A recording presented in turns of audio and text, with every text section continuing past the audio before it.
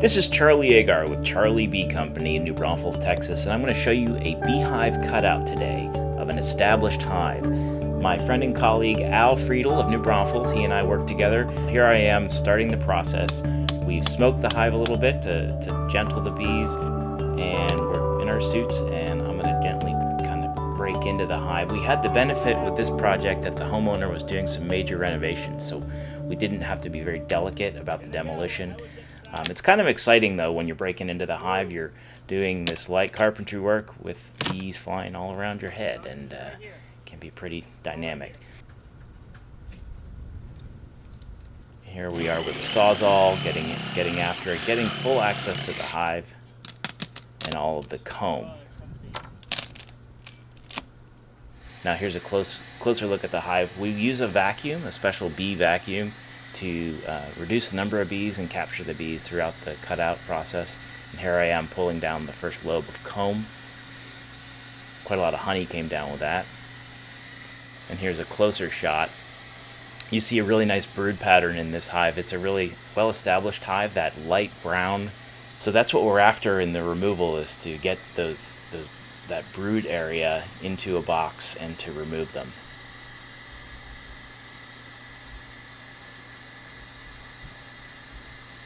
These lobes of comb were pretty heavy with honey at the top, so they dropped right into my arms. And we had quite a big hive here, so it was quite a lot of material.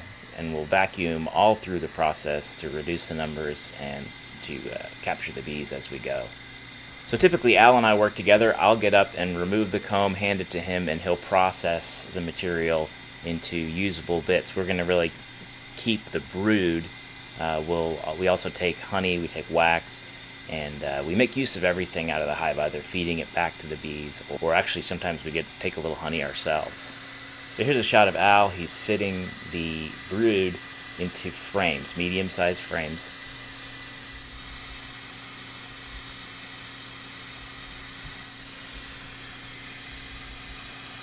And Al secures the comb in place. We use rubber bands. So actually the bees will chew through the rubber bands, and they'll attach all of that comb to the frame and eventually chew the rubber bands off, and we'll remove them as we manage the hive going forward. So here are the bees in the vacuum chamber. So we'll take and introduce those bees to this comb later on. Now here's a close-up of the comb. Al's saying we got baby bees here. There's Al. And this is what we do. So if you need help with bees, visit takethesebees.com or call us at 830-708-8797.